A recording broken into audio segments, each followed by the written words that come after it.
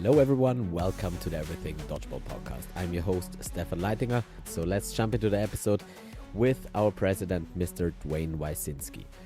Duane, thank you so much for hopping on again on the podcast, taking time out of your very busy schedule. So basically, what I wanted to talk to you about is, since last time we spoke in September, where the vibes were we were going to Saudi Arabia, probably, and now the WDBF has released the dates for the new World Championships in Bangkok, Thailand for December this year. So please give me just an overview of where we left off in September and what happened over the half year that has passed and how we ended up in Bangkok, basically. So in September when we spoke, we had a list of okay, take a step back. So for any world championships, obviously we have a list of criteria that have to be fulfilled, and there are certain things that have to be in place for us to move forward.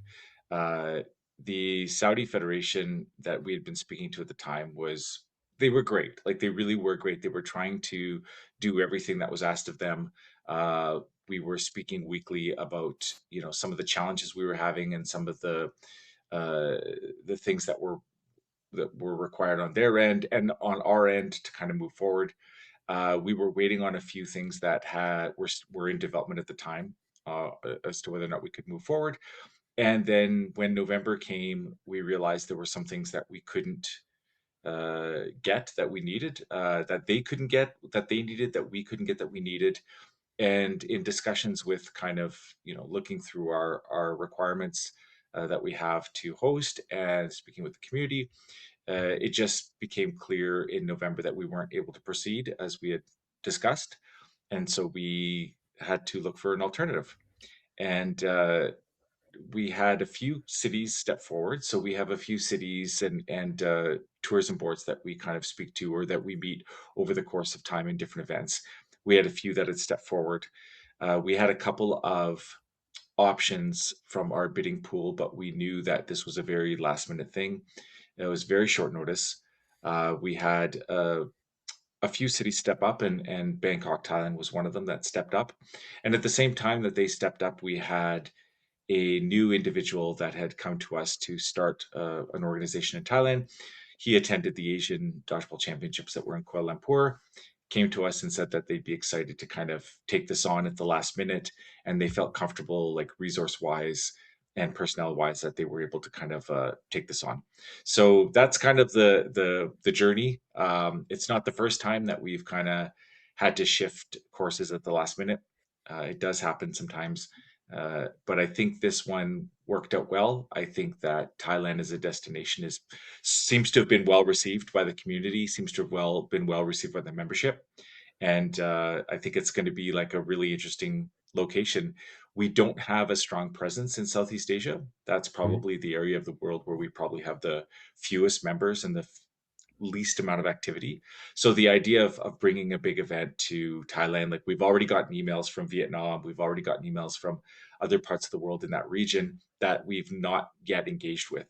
And so it's kind of exciting opportunity to bring everyone together in a great city, a great travel destination, and also to give us a presence in a couple of countries that we've quite frankly kind of have struggled to develop a base in so far. Okay, so that all sounds very optimistic. And so when I last talked to you, I know there were lots of things in the air. There's been a lot of struggle to get the date fixed, get everything in the books, basically. So take me a bit through your process, also a bit mentally. What happened from September to now? Um, how was it like your role as a world president? Like, what did it Uh, take from you, and how optimistic were you like a few weeks ago before you really finalized Bangkok about yeah, this? like honestly, we were pretty optimistic because the community is strong and we had a lot of support. So when the Saudi Federation realized that they weren't in a position to host, they stepped up and offered to help with logistics and personnel support, planning support for wherever we did land. USA Dodgeball stepped up and offered to help. Hong Kong Dodgeball offered to help. and of course the members of the board helped. So there was a lot of people putting their hand up when they realized, okay, we're going to have to change course a bit. What's that going to mean for us? So there was lots of people helping. So that was awesome. I mean, it was stressful because a lot of the members, like the federation members, but also the community members, are asking kind of what's going on, where we're going to be, and without a lot of firm, it's hard to kind of shift courses. And then if you're not sure about the new course of action, you don't want to say too much because just in case you have to shift again, then it just seems really difficult for anyone to plan, and it's very frustrating. So it's probably frustrating to have to wait and wait and wait until you get a confirmation. But I think it would be more frustrating to be told something and have it quick, change a second time or a third time. So one of the things that we wanted to focus on in the November December period is to get the city and the dates nailed down by the AGM. So when we had the annual meeting in mid-December, we brought to the members the city we had pinned down. We had lots of venues to choose from. It was just a matter of getting the dates. So we had a bit of a bigger window, which was the 5th to the 12th, which we extended to the 5th to the 13th. And the idea being that, given the size, we might have to use a lot of that time, but we wanted the window kind of locked in, so we've got that Hmm. locked in. But I think the frustration kind of leading up to finalizing that was simply that we had a lot of venues reach out to us, but then they wouldn't nail down the dates, or they would say, well, we have this feature, but then they wouldn't have that feature, and that would kind of change our course. And of course, with the numbers that we're expecting, like in Graz, we had two venues, as a lot of people know who were there, who followed it, and there was concerns that those venues were not equitable, and there was like space between them, so there was like a lot of driving space between them. So not only did we need to find a venue that suited and met the criteria, but if we needed two, we would need them kind of close together. We would need them to be the same caliber. So there was a little bit of like, I want to say like pinball action going on where we were bouncing back and forth between different options. So that was probably the most stressful part because at the end of the day, if you can't nail down a venue, um, everything else doesn't really matter because you don't want to be like scrambling around with 2 or 3 months notice to try to pin something down. Hmm. Fair. And so, as of today, would you say like everything that is really necessary to get this World Championships going is really locked in and booked, or are there still uncertainties that Yeah. are like could basically kill the whole event? So no, there's nothing that could kill the whole event. So right now there's an election happening in Thailand, and during an election period, we found out that Hmm. a lot of the sports venues, sports halls are used as election centers. And so for this period of the elections, and I think they're coming up in a couple of days. The actual election is in a couple of days.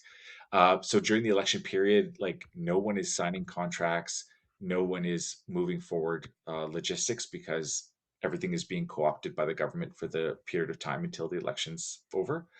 So we do have a round robin venue booked, and so that's fine. For a finals venue, we had something um, promised, but their air conditioning broke, and they have no plans to fix it. I know it's a long time. We even talked about like, could we pay to fix it? But anyway, that's not looking like it's going to happen. So we're looking at an alternative, which we really, really like, but it's a bit more expensive, and there's some challenges with it. So we want to make sure that we can do that. So that's why we haven't talked about the venues yet, is Hmm. because the venues we have booked are good, but we are also looking to see like capacity wise, is it going to be enough? Like, do we need a second venue for the round robin? And if we do need a second venue for the round robin, then we want something again close together, the same kind of caliber, with the same facilities. And then for the final event, like I said, we have the option that I really like is maybe a little on the pricey side, so we have to see if that's something we can accommodate. So Hmm. that's why we haven't mentioned them yet, but nothing that's going to torpedo the event, even if the venue for the final that we really want isn't available. There's some very, very good venues that we have as options, so we're not worried about that piece. Okay. All right. So that's a little bit time left still for those things to pin them down.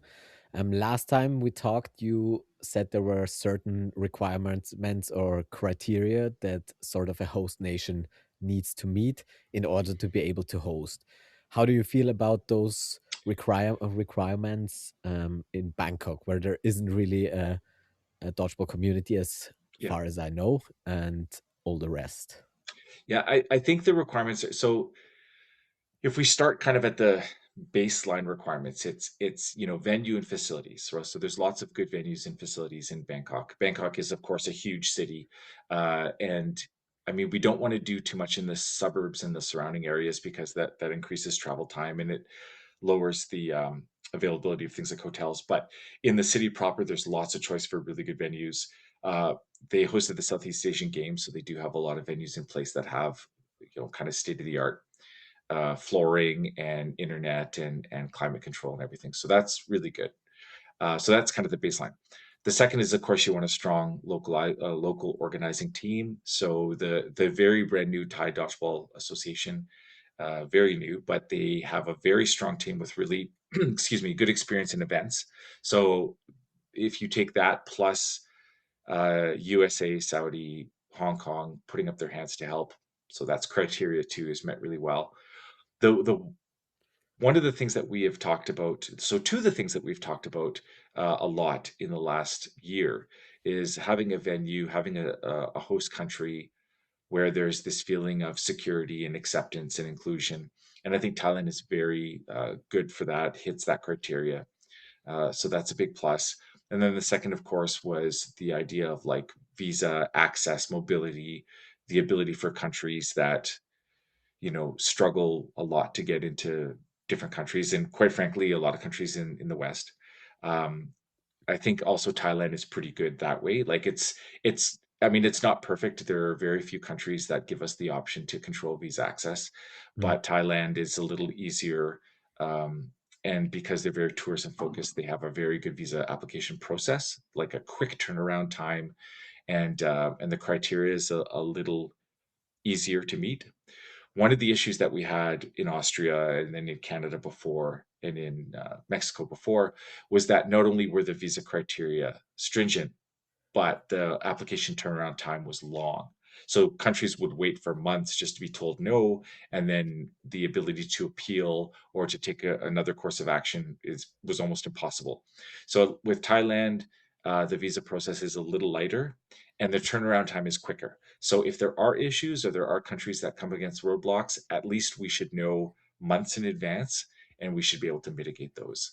So I mean, those are kind of the big things that we look at when it comes to funding. The same challenges exist everywhere in the world, right? You go through the tourism boards and the sports boards and you hope to get some funding.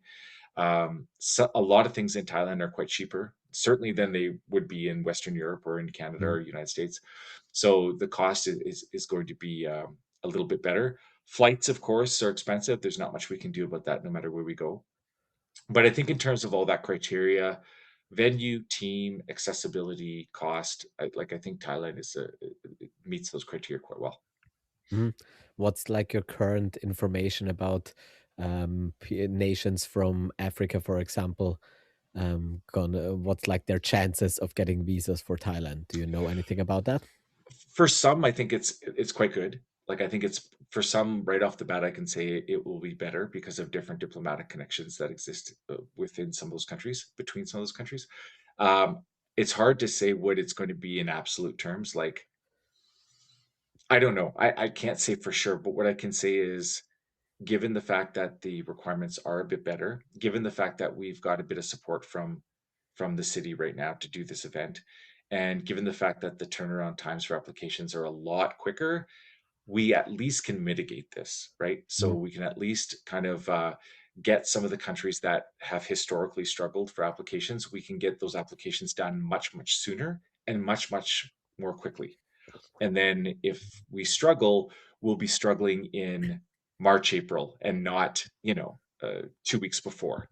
And one of the challenges we had in Graz and in Edmonton was that because of the visa situation, we were holding on to the schedule to the last minute, because there were last minute appeals and last minute interventions that we were trying to make this work. With a quicker process, like in Thailand, we'll know with certainty one way or another. So even if it's bad news for some countries, the bad news will be given early, and Hmm. there'll be time to kind of appeal and see what can be done in that case, rather than wait till the last minute. Hmm. Okay. And so since you basically put the information out that Bangkok would be the new host, what's kind of the resonance and the feedback that you got from different nations, like from Europe, from the US, from Asia, from South America and Africa?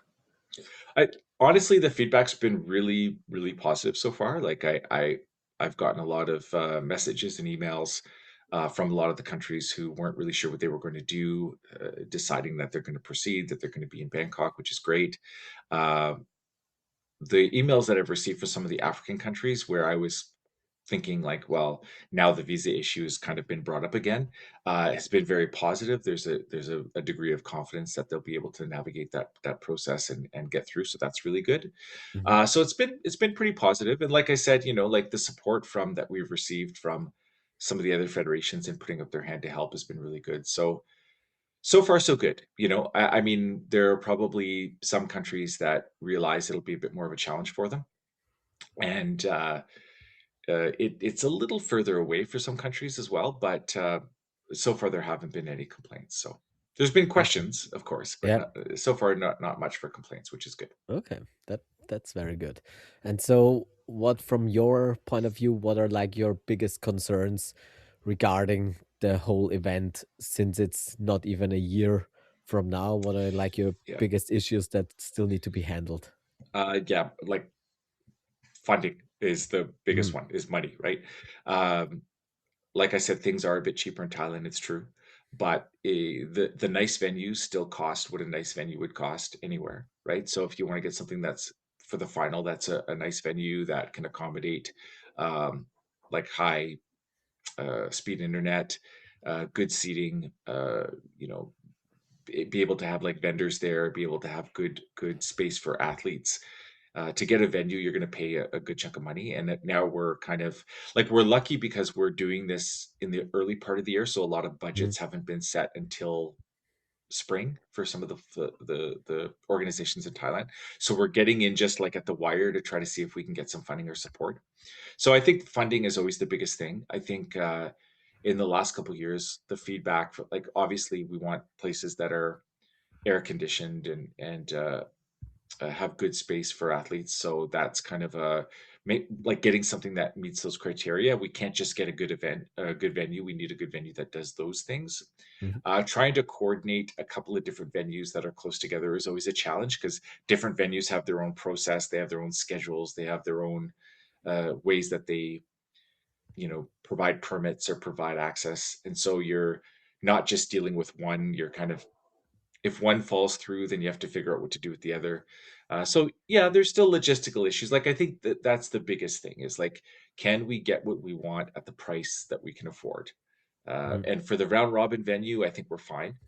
But if we need a second venue, or if we want like an upscale finals venue, then we're still like that's still kind of on our plate right now. Mhm. Okay. And how confident are you that this is gonna all play out? And are there any like options B and C if the funding doesn't go as planned? Yeah, if the funding doesn't go as planned, we will look at private resources to kind of bridge the gap. Uh, there's a couple of things we're doing to try to get in front of that, which is like we're trying to talk to different broadcasters right now. We're trying to look at like what other kind of packages can we offer? Are there kind of travel packages? Like if people are going to Bangkok for a week, do they want to spend another few days and go to Phuket, or do they want Mhm. to stay in Bangkok and like just for tourism? And if that's the case, is there something we can do to kind of appeal to sponsors or as some way to kind of augment revenue? So there are those things, and then outside of those, there are companies that have seen the announcement, which is great. Like they've seen the post and they've come to us saying, "Hey, we'd like to be involved somehow." Now, a lot of companies come and they want to be involved in kind, like they want to Mhm. provide product, they don't want to provide money. But you know, at least starting those conversations and being able to access different vendors or potential partners we can start talking about our needs and our expectations in terms of dollars. Hmm. Okay. And currently, as you said, the federation is quite new, but there are some sort of experienced people. Yes. Like, how is the situation on ground in Bangkok? What kind of dodgeball scene or establishment is there? Yeah, so there are some small clubs in Thailand that play foam and others that play cloth, and there have been those clubs for a while. There hasn't been really a coordinated push on a national level and then to attend things on an international level. Like that hasn't happened, but the sport is still there. There are still people Mhm. playing it.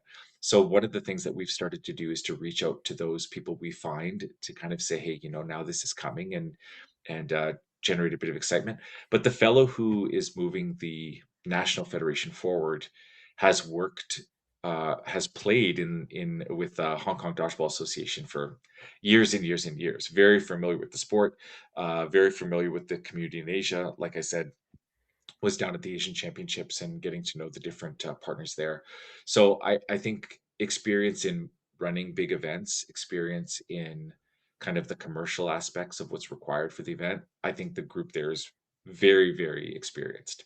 I think in terms of the actual events that we put on and the championships that we do, there's less experience. But if I'm being honest, like the championships in 19 versus 22 versus 24 were all incredibly different because they Mm. grew so much every time. So our our infrastructure, our template is still changing. So someone coming in isn't going to be at such a disadvantage because we're all kind of changing as we go. And so having another person come in and contribute to that or learn as we go is a benefit. Okay. So, do you have currently a bit of an overview of like how many nations will try to attend, or at how big of a tournament this is going to be or could be? Yeah, so we're estimating about 50 countries, about 1,600 athletes. That's the estimate. Hmm. It's based on partially on Graz, and we know not all the countries that went to Graz or all the teams are going to come to Thailand. We know that. But when we look at the teams that didn't go, the teams that missed out, and then some of the new teams that some of the new countries we've engaged this year, who will go, who will send 6 teams, maybe three. The numbers fall into that category, which is great, which is huge. Now, you know, who knows what the world's going to look like in 10 Yeah. months, right? We've had a lot of conflict all over the world. We've had a lot of restrictions on travel. We've had, there's going to be a lot of countries where maybe the comfort level to travel isn't going to be there I mean, this is not to sound pessimistic, but I mean, this is kind of the worst I can remember the world from a global perspective since like the late 80s, the mid 80s. It's not great. Mm. So, when we get closer to the fall, our country's going to feel like if tensions are higher, if there is more conflict going on globally, how are people going to respond to that? And that's something we can't control. But if we were going to look at just like the federations that are in a position to go, the ones that have expressed that they would go, uh, the countries that missed out in 24 who will be able to attend in 26, if you put those numbers together, yeah, I think about 50 countries, 15, 1,600 athletes or participants. Mhm. Good. So, a little bit on a more personal note, for you personally, being like that main person, the main responsibility over the last 1.5 years now to get this event locked in, also with all the pressures where you really tried for the federation, that there is a lot of pressure to really make those world championships happen this year and not postpone them if possible at any in any way. Like how much pressure was there on you over the last half year, and how did you feel being sort of the person between the community and the federation's aspirations and all those other things going around with that picking process of those Yeah. championships? Like, what was that like? Do you know it was a I mean, what can you say? It was a really long and busy year. Um, it wasn't a good year. I Right. mean, like, let's be honest. I mean, there's just I had a lot of conversations, I had a lot of difficult conversations, I had a lot of hopeful conversations. Um, no, it was a difficult year, but I think you kind of learn a lot. You kind of learn a lot about uh, how people think, people's priorities, but also like learned a lot about kind of how the what the community ultimately wants, but different aspects of the community. One of the things that we kind of talked about in September was that someone is going to feel slighted, and that's not going to stop anytime soon. I mean, if depending on where we are for 28 or where we are for 30 or other events that we do, there are people that are going to feel that they don't agree with the direction, or they have big concerns about decisions made, and kind of going back and forth with people like that over the year was very telling, and it was, I mean, it was exhausting, but it was also, it's that's what we're supposed to be doing, right? That's what we're supposed to be doing. And I think at this point, when we kind of announced leading into Thailand, even the weeks into Thailand, there were some significant issues that we had to deal with, uh, and some conflict that we had to deal with, and some difficulty, some unhappiness that we deal with. And being able to kind of like when we did announce Thailand, some of the issues that had kind of come up, we had been able to settle and discuss, and so that we could move forward. And then when the announcement was made, the reaction was generally very good. So there was this feeling, like I had somebody reach out to me who said that they were very happy with the idea of going to Thailand. And I kind of noted that I think Thailand's going to be great. Really excited about it. But again, like the state of the world, hasn't changed. It still exists as it exists, and we're still going to have a lot of issues in the next couple of years as we try to get members together. And this particular person said, "Well, just feel good about it today." Mhm. And I think like that's a really tough thing for, I mean, that's anybody, right? Like that's like, Yeah. I mean, that's as an athlete, when you win a game, as a national federation rep, when you kind of get a piece of funding or you host an event that goes well, it's the idea of like, can you enjoy the moment just without caveat or without critique, like just there's something good that's happened, be happy that it's good, be happy that people think it's good, and then move on. And Mhm. I think that's kind of as a team we've been talking about that, is like, okay, like everybody it seems to be like, certainly everyone on the board is excited for Thailand. You know, everyone that we've talked to seems like they're very excited about the championship coming up. We've gotten good feedback on media. We've gotten a lot of companies reach out to us to be involved, which really doesn't always happen. So it's kind of like there are some good things. There are lots of challenges with the event still. There are lots of challenges going on outside. Like forget about the championships and the events, but just in terms of the organization and what we have to do over the next couple of years, there's still a lot to Mhm. to to weigh us down if we let it. But the idea of kind of being happy and excited in the moment, we are, and I hope the Yeah. community is, and kind of have to run with that. Yeah. Absolutely.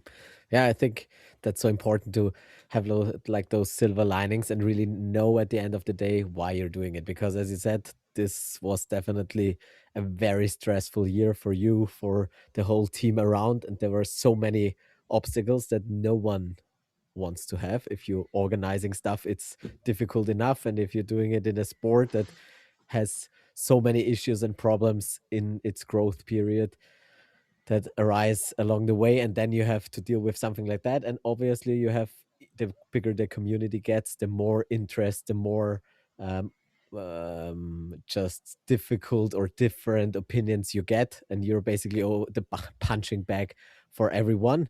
So it's definitely good to hear that there are some silver linings and that you can celebrate those moments. But still, I want to know again from you, like, when it gets really tough, and obviously you have a team around you, but at the end of the day you're sort of the public figure behind all those decisions, and there are lots of different opinions, and you can't really um, on the one hand make everyone's wishes come true, and on the other hand you have so many interests and situations at the same time that it's not possible to communicate to everyone what's the current stance and why we decide what we decide. So what's like your way of handling the difficulties of trying to be transparent about the process, trying to be very structured in your communications, and then having all those opinions coming from the outside and all those issues on the other hand?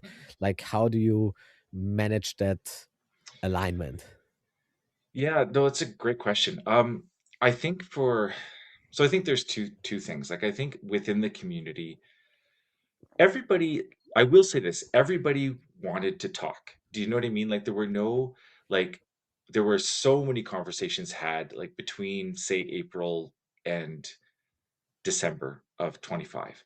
There were lots and lots and lots of conversations, but everyone was willing to talk. You know, everybody wanted to sit down and give their thoughts, express their concerns. You know, good idea, bad idea. Here's what we should do. Here's what you should have done. And yeah, that can be a lot. But the fact that people wanted to sit down, people wanted to talk about it, people wanted to give their opinions. Um, and it was all very constructive. Like I didn't get into any shouting matches with anyone. Like it wasn't a situation where you got lots of nasty messages or nasty emails or overly positive or overly optimistic messages. Like Mhm. everybody just wanted to kind of be heard and say like this is what we think. This is where we are with all this. This is our thoughts. This is you know we're excited, we're disappointed, you need to do better, or we understand that you did the best you could, or whatever it was that people thought. um, Everyone was willing to talk and wanted to talk. And so I mean, when you have that kind of an atmosphere, it makes everything easier because then you also get to talk and you also get to say what you want to say. And because the community is fairly close, you could have pretty personal conversations about it. Like you could say, hey, listen, I'm going to be honest with you, these are my thoughts. And if that didn't exist, if that situation didn't exist, if everything in the bureaucracy of it was so formulaic that you couldn't be human, then Mhm. it would be really, really tough. But everyone was really human about it and treated us with that kind of same level of humanity, right? So it helped a lot. But the second thing is, and you need your sounding boards, right? You need the people that are going to like, did did my did my wife get absolutely sick of me talking about this Mhm. for 8 months? Probably. You know what I mean? But she kept me sane because there were times where I might say something and she'd call me out on it and say, well, that's not really fair or whatever. And there might be times I'd complain and she'd say, I absolutely understand that, and so you feel Yeah. validated and you have a safe space, right? So I think, in terms of kind of dealing with a heavy issue, you just need kind of people like, you know, lots of, I got my dog sitting behind me, like lots of dog cuddles and Mhm. getting on the phone with people in the community that you really trust and you can rant a little bit and vent a little bit, and people who are going to call you out on it and hold accountable. So yeah, the openness of the community and the willingness of people to talk is just, that's kind of how you have to deal with it. Uh, that's actually really beautiful, and I think that's a very important message, and probably much better than I thought it was, because that is something the whole world could use a lot of right now. And I Mm, think, as you said, as long as you can have those conversations, and obviously everyone has their opinion and their perspectives and stuff, but as long as you can talk on a humane level and sort of eye to eye and really talk stuff out without it getting too emotional or too driven by interest, then that can actually be a really, really productive and nice process, even though it's still tedious and just probably tiring as hell at some point. And I don't know if your wife at some point or you told her that it's time to just hang up the head and stop this whole mess, or if you always at the end of the day can find like that sort of light at the end of the tunnel. uh, you Yeah. don't you don't always find that light at the end of the tunnel. I mean, like there are times where you think, like I'm just going to be really honest. Like there are times where you think like it's a lot, right? Because it's a Mm, lot of work and it's a lot of money and it's time away from like the job you have, like because we all have real jobs, right? And it's time away from family. And they're always, and it's not even just the thing with Worlds. It's like we talked about at the anyway our journey with Sport Accord, like trying to get recognition and trying to get sponsor funding. And some days it just seems like one fight after another, right? And there are times when you want there to be a win that's just a win, like not mm, a win with a caveat or not like two steps forward, one step back. You just want a win. Like you want a bit of good news that you can say this is objectively good for the sport and everyone can reasonably agree this is objectively good for the sport and let's just be happy about it, right? Uh, but there's just not a lot of things that are like that, and yeah, so it isn't hard. I mean, I think at the national federation level, and of course I did this with Dodgeball Canada forever. Like there's a lot of turnover on the boards, right? There's a lot of turnover, even probably in some countries among their coaching staff or among their team managers, because it's exhausting. Like it's exhausting to do a volunteer sport, and if there's good things that happen, like if you're within a national program and your program gets better, right? Finishes eighth, and then the next time finishes sixth, and then wins a medal, that kind of keeps you going, keeps you going. But there are programs through no fault of their own, but just because of numbers and growth, maybe you're going the other way around, right? Like maybe you were a bronze medalist, and the next one you're just finishing fifth, and now some really key people leave, they age out of the sport, you finish seventh. And if you're in that situation, you start to think, oh man, like are we going in the right, like can I keep this up? Can I keep applying this level of effort?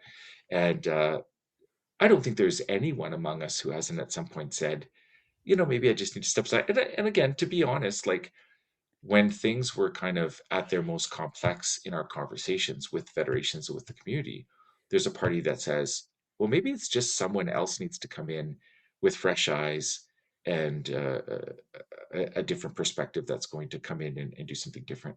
And I do believe that that is true, and when that happens, is a different question. But yeah, I don't think anybody in a position of leadership in dodgeball, given the state of our growth, doesn't find themselves at some point saying, maybe I just need to walk away. I think that's pretty universal. mm, for sure, for sure. So we're sort of in the midst of it now. We have a few things fixed, which is great. But as you said, there is still a lot of things to do, a lot of things on the agenda to make this a really enjoyable event. So, how do you feel about your next year? You said this was a really, really tough one. Um, yeah, how do I you think about the next one? Yeah, like I mean, again, without being able to control anything like in the geopolitics area, right? Like I Yeah. mean, there's nothing we can do about that. But I think in terms of the events that are planned, I think in terms of like we're already looking ahead towards 27 and 28 for not only Worlds, but one of the questions we asked our members in advance of the general meeting was, what other events would you like to see? And there was like a lot of support for um, a club championships, like a world club championships. There was Mm, lots of support for a university event. There was lots of support for continuing youth and junior. There was support for a master's event. Um, like things like a para dodgeball event are probably still a ways away, but there are a few countries that really, really want to make this happen. So we might have some kind of a small event. mhm, So I think there's a lot of appetite for more dodgeball, right? There's a lot of appetite for more growth. And so I think this coming year, uh, we've got a lot of things that we've started the ball rolling in January. So here we are, early February. We've got up until the end of December for Worlds. So we're going to be able to focus a lot of time on that. Um, and I think what you'll see is probably in the spring some RFPs come along for other events that we're going to do. So I'm optimistic for this year. Like I'm optimistic for what we can do. I think that the positive reaction to Worlds, along with Sport Accord, it's frustrating, but we're plugging along. We keep going. So there's a lot of reason to be optimistic for the year. mm. That's good to hear. And how do you feel energy wise? Are you how far do you like think and feel ahead? energy wise, I mean, right here in the moment, energy's good. Yeah, it's good to Right here hear. in the moment, right here in the moment, I think we're very excited. And like I said, one of the things, like, everyone gets their energy or their motivation from different things, right? And one of the things that I really get excited about is when we have some new interest in the sport, whether that's Mm, from a partner, whether that's from an organization or from a country. And I think even in the last month, we've seen a few new countries reach out to us, a few organizations we've had never spoken to or dealt with before reach out to us. So that kind of like idea of growth and that idea of bringing more people into the community, I just find that really, really exciting. And so there's every reason to be, especially in a world championship year, which is always when um, a lot of countries we haven't engaged with will come out and say, well, hold on a second, there's this world championship that's so cool, like how can we get involved? So that's really good. So right now energy is good and it's high. And we'll see I mean, Worlds, I'm not worried about in the sense that I think it will be a positive experience. I think mm, we're going to build towards it quite nicely, and the community will be really happy with it. The sport accord thing is a grind, like it's an absolute grind. And so we've got a conference in May, which is the International Forum. And then in October is when they will do the vote on organizations like ours. So that's the thing that I can see being a bit, oh, let's hope this doesn't beat us down too much in terms of energy and time. mm. Maybe let's put a few minutes into the sports accords because I think lots of people don't know what you're really talking about there and what's sort of Sure. going on behind the scenes. Everyone knows we want to go to the Olympics, but that's sort of a thought that has been around for a long time. But the actual step by step process there is quite Yeah. tedious and Yes. very, very work intensive. So maybe get us a bit of an overview and what you really want Sure. the listeners to know about that process and where we stand. Yes. So the bottom line is the only people that decide, the only process to be in the Olympics is for the IOC to decide you're in the Olympics. And obviously that's seems obvious. But what I mean by that is there's no like if we check these boxes, if we pay this fee, if we reach these numbers, like there's no hard criteria that gets us to a position where the IOC says, well, you've done it, you're in the Olympics. Like at the end of the day, if they want you to be there, you'll be there. If they don't want you to be there, you won't. Nothing else is going to matter. In Tokyo, at the last Olympics in Tokyo, or not, sorry, last Olympics in Paris, but also was true in Tokyo, is the IOC decided that there were sports they wanted to see there. Like famously breakdancing, right? Famously breakdancing. The IOC, you know, decided that they wanted to reach younger people. They needed a younger audience. Breakdancing was the way to go. They took the sport, they shoved the sport into an existing federation that they had no relationship with, and they just put it in there. And it didn't really go that well, right? It didn't really go that well. But that was the IOC's decision. And, we're going to have cricket at LA 28. Cricket's going to be in LA 28. And that's a decision the IOC made because of the immense popularity of the sport in parts of the world that are continue to grow and become more economically powerful. And so the IOC wants to see that happen. So they really just decide. Sport Accord, the purpose of Sport Accord is it's supposed to be kind of like the first gate in the step. So Sport Accord will decide if we as a federation meet the criteria, if our members meet the criteria. So it's kind of two levels. So they have to decide if we as a federation have good governance, if we're financially responsible, if we have robust policies, if we have like good partners, if we conduct sustainable events, if we have a broad development. Like those are all the things they're going to look at and say, okay, you're a good federation. But to answer that, ultimately, they're going to look at every single one of our members to see if they're doing the same.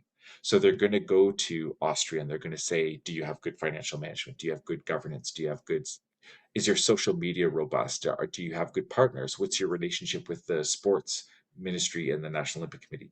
And they're going to do that for every single one of the members. And so the process is like exhausting because a lot of members, even members that have been around for 10 years, 15 years, the money they're focusing that it's most everyone is volunteer, and what little money is available is usually to help with events or Mhm. equipment, to buy balls, to, to get netting for the courts, to try to raise some funds so that you can send your team to Bangkok. And that makes it hard to spend a lot of time and effort on all the different things Sport Accord wants us to. So, Pierre Corvalec and Max Golda have been working really hard with the federations to try to pull together documentation, to pull together history that we can use and submit to Sport Accord. But at the end of the day, once we do that, even if we get the check mark, which is like hard, really Mhm. challenging, even if we get that check mark, that means we become a member of AIMS, which is the Alliance of Independent Sports. And so it's not an IOC member, it's not an IOC checklist, it's just AIMS. And then from AIMS, as we develop, we can apply to be a member of ARIFS. And ARIFS is the association for the sports that are recognized by the IOC. Then we're an IOC member. But we're still not a member of the games. We're just a member of the IOC. Then from ARIFS, you can graduate to the two winter group or the summer group. And when you're in those group, it's because you're in the actual Olympic Games. So there are a lot of sports in riffs that have never been in the Olympics, right? Mhm. Like so, flying disc is an example, right? Flying disc or ultimate frisbee. They're a member of the IOC, but they're not in the games. They've never been in the games, and it remains to be seen if they will get into games. So the path is a long, long, long path. Now, having said all that, you know, let's just say Bangkok is 50 countries. The energy is amazing. There's a big sponsor that we catch their eye and they say, wow, we really want to promote this. And all of a sudden we get all this broadcast view.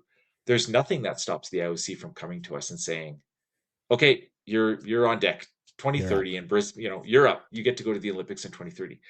Um, sorry, 2032. So there's nothing that stops them from doing that. Uh, but there's also nothing that stops them from saying, we really want dodgeball in the Olympics, but not with you guys. So the Mhm. International Handball Federation is going to own dodgeball from now on, or the federation, the volleyball federation is going to own dodgeball from now on. I mean, that's very, very unlikely, but I'm saying Mhm. like they could do that. Mhm. So the path is not only arduous and complex, but it's really uncertain and there's just no promises. So the best we can do as a community is to keep having events, for the federations to keep trying to do all the things that they need to do around policy and governance, be stable, um, and have a very active community. I mean, that's all we can do, and the rest is kind of out of our hands. Mhm. Okay. So basically, like the sport accords membership exam, where we need to prove to them that we sort of can execute their criteria, is in April or May. Or when is that? Yeah, so it's ongoing. So it happens like we keep uploading and submitting documents, and they look at it as they go. We have a deadline. It's not a hard deadline, but it's a deadline. I think probably late spring, early summer for us to have Mm. everything in place so that they can review it all, and then it would be October where they make that decision. If we meet the criteria. Mhm.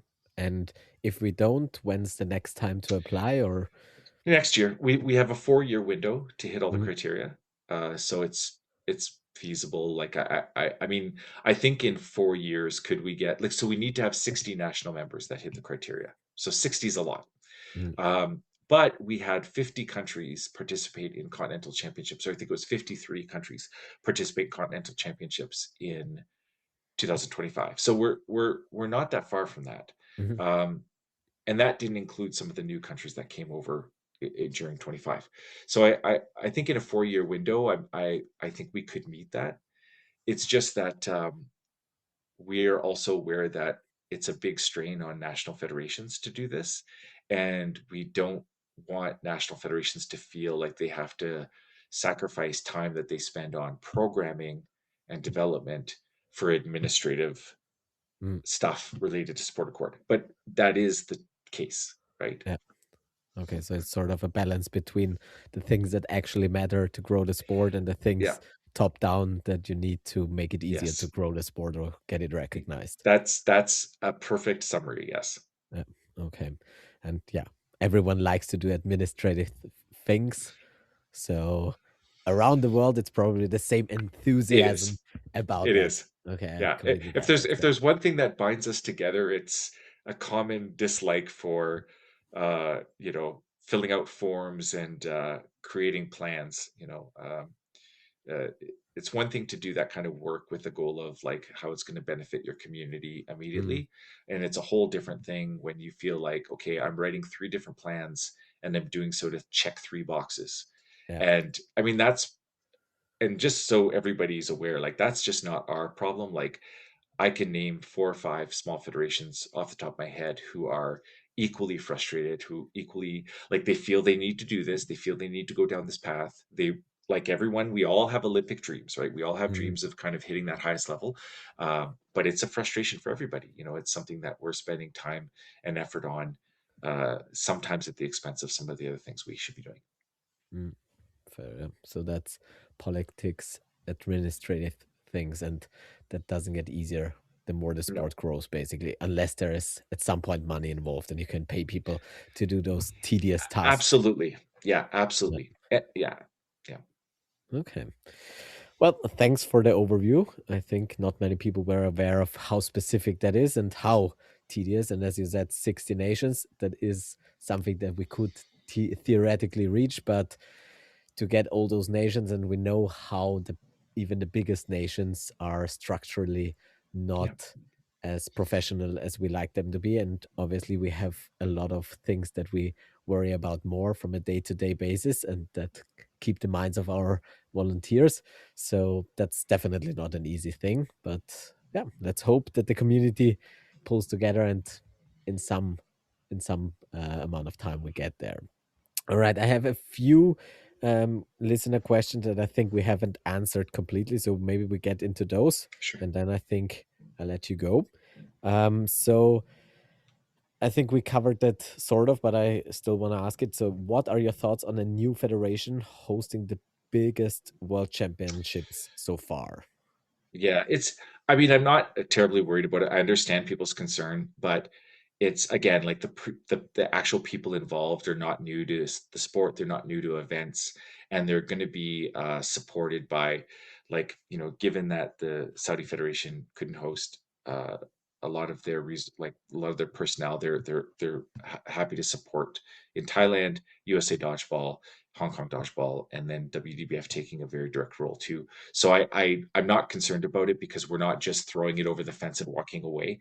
We're going to be bringing in expertise from past events to support, including resources from Austria and Canada from the last two. So they're not going to be doing this alone. They're not going to have to learn it all. So the comfort level is good because we're actively all engaged together on it. Mm, that's awesome. And another one that we sort of touched on is what was the thought process to go for Thailand over more established dodgeball Mhm. nations? It's a combination of again, they reached out and they reached out with some resourcing, like not a lot of money or anything like that, but with personnel and a team committed to doing this. But also, it was like I said, it's a part of the world that we haven't really been to, and it fits a lot of the criteria. Like, let's say we were to go, I mean, there was never a chance we were going to bring it back to Canada, but let's just Mm, say we said, okay, well, let's just go back to Canada because we know we have some venues, but then we got the visa issue again, right? Or if we go into different parts of the world, we'll have different issues. Um, Thailand represented something where we felt, okay, given the conversations we've had over the last year, Thailand was pretty good in being able to mitigate most of the concerns, and it was a part of the world that we knew people would probably really enjoy traveling, and it was a part of the world where we didn't have a huge presence. So that was kind of the thought process. mm, fair. And I have two more questions. The first one is like from that whole process, from the last world, so this world and the worlds before, what is like your main takeaway and what do you want to bring to the next few world championships or to the processes to make them more efficient and hopefully not as tedious? Yeah, I think I mean, the process one is probably being like I felt good about the criteria we had. I felt good about the RFP, but the timeline was short and the scoring was like I would change a bit about the the timing and the evidence for lack of a better word, required, right? So in the early days when it was a few countries, it was easy to get those countries in a room and just say, well, I'll host, and next year I'll host. But now that we've gotten, like, the requirements are so much heavier, there's so much more involved with worlds than there was in those first. I mean, there was probably more. Well, yes, there were more people in Graz than there were all the other worlds combined leading up to Mm, Graz, right? So I think that now that we've kind of stepped into this bigger realm, where the expectations are higher, and rightly so, I think the documentation detail, the window, like giving countries a couple of years to bid instead of like a year or 6 months or 8 months, and encouraging more decisions out of the gate. mm, Because even in this cycle, we had countries saying, and it wasn't their fault, but even in this cycle, we had countries saying, we're going to apply for funding. We are hoping to have the support of the ministry, right? And you want countries to be able to come and say, we have this much funding guaranteed, we mm. have this support guaranteed. And with a small window, it's hard to do. So it's opening up that window, and giving countries more time to come back with guaranteed venues, guaranteed funds, and guaranteed government support. So I think that's one of the biggest takeaways. Mhm. That makes sense. And on that note, maybe like, do you feel over that process over the last year, like the communication with the community, um, was it in a way, is there anything that you'd like to change for the future or help make it maybe more transparent or even just make it more accessible for people to know where the process is at? Because of Yeah, course, some discussions have to be personal and you can't yeah. put everything out for everyone, but like that people in the community sort of have a guideline or something where they're like, I'd say like now I would say the podcast is sort of doing that, but in a more structured way from the WDBF, like a Yeah. blog or something where you keep people up to date. Yeah, I think in that respect, I think it's so two things come to mind. One is the process for keeping the members involved versus the community, because there is a difference, right? Mhm, Because the members should know more often. I think we tried to do that in the last year. Like, we tried to get the members more involved and to give them more information as we went, right? Like, I was talking before about going to Limerick for Euros and being able to talk to the European countries, and we had a lot of like um, one-on-one country conversations with different countries, or with small groups of countries. So we did try to do that. Now the community is a little tougher because you know you don't want to just keep saying, well, we haven't decided yet. Well, we haven't decided yet. I mean, if mhm, that's the update, it's not very valuable. But I think going back to the first point is, if we can have a process where the applications bring more to the table, and we can be a bit more like upfront with countries to say, okay, we are going to share some of what you tell us, like, because we didn't this time, right? We kept it kind of like quiet. Then we can provide better information, because then, if the bids are due April 1st, then by June 1st, we'll have something we can actually share that's tangible, rather than, while we're evaluating it. So I think that will lead into that. There's still going to be more information given to the member federations than to the community, yeah. detail wise, because it just has to be that way. The second thing, though, I was thinking is, there are some organizations where their members vote on location. And the reason why we haven't got there yet. Well, number one, like I said, which you went from having a few countries deciding together to like a lot of countries, um, is there's still a lot of personal investment that's done. Like, we're not a funded sport. We're not supported by huge partners, so it's difficult to, like, if you open the door up, and a lot of member federations are going to have bias because it's going to be easier for them. So if we have a group in Europe and a group in Africa, and all the Africans vote for Africa and all the Europeans vote for Mhm, Europe, or most of them do, because it's cheaper, it's closer, it's more familiar, it's easier for a lot of things, then we're not really going to accomplish anything.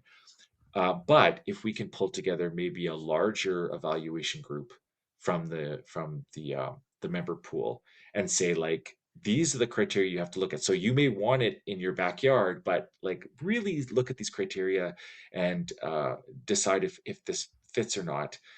Then that's definitely a step we can take. mhm.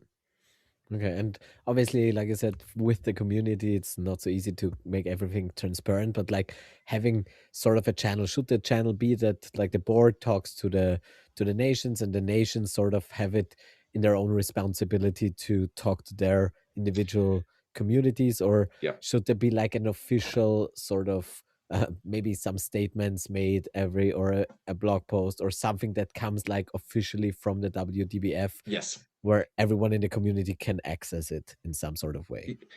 Y- Yeah, both of those are true, right? I think to the second one, if we have a situation where, again, bids have more lead time, there's more certainty put into applications, then those are things we can disclose periodically, and there's a comfort level to do that, and we can make those general announcements.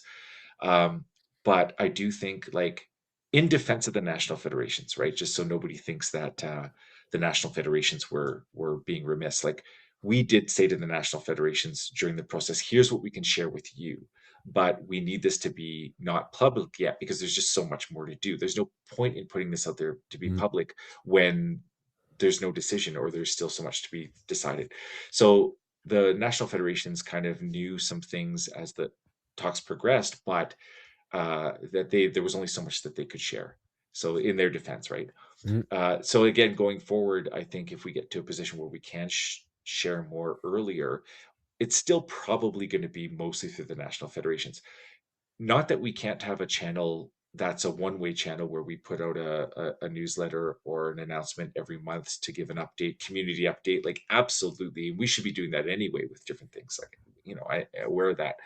Um, but two-way communication is tough because, yeah, like, I mean, I got like dozens and dozens and dozens, and it's just like I just can't, like, you can't deal with individuals in the community over a lot of issues because it's just not manageable time wise or yeah. message wise. So there needs to be kind of a funnel, right, that does that.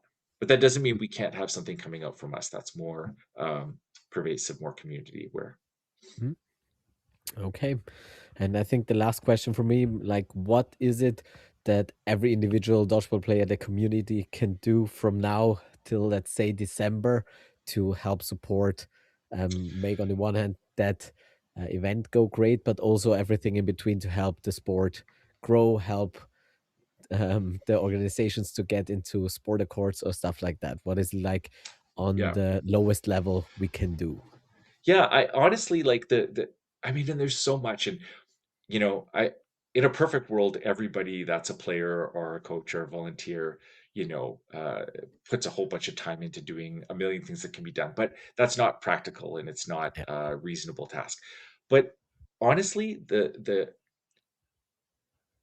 talk to talk to a friend that if you have a friend that knows a friend, if there's any connection that you can make between the sport and, like, for instance, like, some of our biggest problems are shipping balls, like getting balls purchased and shipped to around the world. That's a supply chain is a huge issue. Mm, And then another issue is just like awareness and the ability to develop partnerships. So, like, if you're a player and you know somebody who works for DHL, you know, uh, hey, is there someone we can talk to about this? Or, like, if there's someone that that's just started a business and they're looking for a bit of exposure, but they don't have they're not going to fund or they're not going to give money, but they just want a partnership. Like, put them in touch. Like, the where I think we are, where I think we could do more. Like, we could do more. The national federations could do more. The community could do more. Is just creating relationships, because sometimes, and this is true of any business, you'll meet somebody in a airport waiting in line to board the plane, and you get to talking and that person says, oh, you dodgeball, that's really cool. mm, Well, I know somebody who does this, and you're like, oh, put us in touch. And most of the time those don't really go anywhere. You have a conversation, nothing comes of it. But if you have enough of them, if for every 10 conversations you had one thing that turned out, uh, you know 10 things that turn out in 100 conversations is a good story. So I think, if there's anything the community can do is, um, you know talk to friends, talk to the people you work with, talk to different um, people in your family or your community that might be interested in somehow being connected. mm.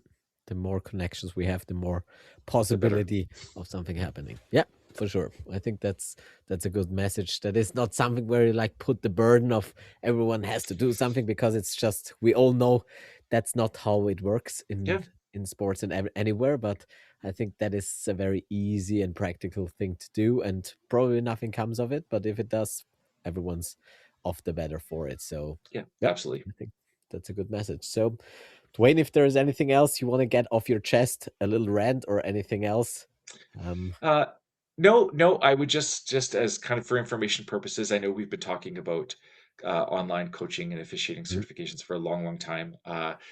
With the two people that are developing the curriculum in those respects, the two of them uh, just became fathers, both of them for the second time, both within 2 days of each other. So we had to kind of be a little, like priorities. So they both kind of had their priorities, and but now I think we're kind of ready to launch that soon. Um, the other thing I did want to mention is, just getting back to the issue of how balls and supply chain are such a problem for anyone who's listening to this, who's involved with their national federation. Um, One thing that would be really nice and maybe difficult is if national federations that like that are sustainable, that either have like used balls, or they have a little bit of funds that they're willing to commit in support of a colleague. This whole idea of a federation kind of like not adopting another federation, but saying, supporting another federation.